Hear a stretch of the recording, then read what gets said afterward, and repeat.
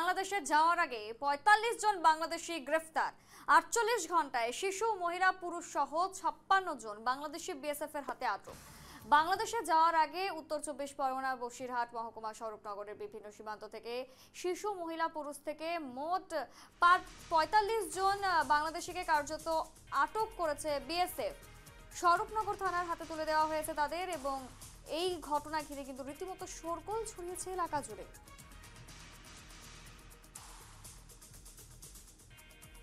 জানবো বিস্তারিত, সরাসরি চলে যাবো প্রথমের কাছে। প্রথম, আবারও কার্যত বঙ্গের বুকে বাংলাদেশিদের হদিশ। ৪৫ জন বাংলাদেশি হাতে নাতে গ্রেফতার। ঠিক কিভাবে তাদেরকে গ্রেফতার করা হলো, কি হয়েছিল ঘটনাটি?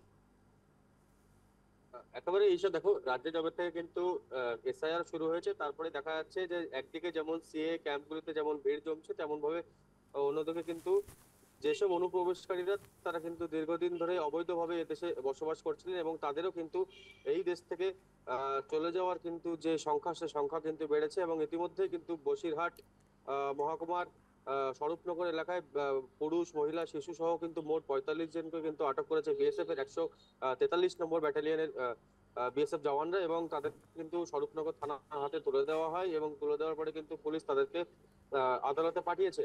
এবং তোমাকে জানিয়ে রাখি যে অত্যন্ত কিন্তু চাঞ্চল্যকর বিষয় যে এভাবে যদি ৪৫ জন, শুধু আজকে যদি বসিরহাটে ৪৫ জন ধরা পড়ে, তারা গোটা বাংলা জুড়ে কত অনুপ্রবেশকারীরা তারা কিন্তু এই মুহূর্তে বসবাস করছে, এই কিন্তু একটা প্রশ্ন উঠছে। ঈশা,